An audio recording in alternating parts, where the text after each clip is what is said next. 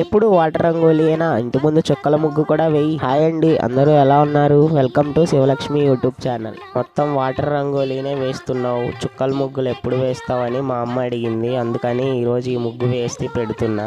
ముందు మెలికల ముగ్గుతో బార్డర్ వేసుకున్నా. 9 చుక్కలు పెట్టి 5 వచ్చేదాకా మధ్య చుక్క పెట్టుకుంటూ వెళ్ళాలి.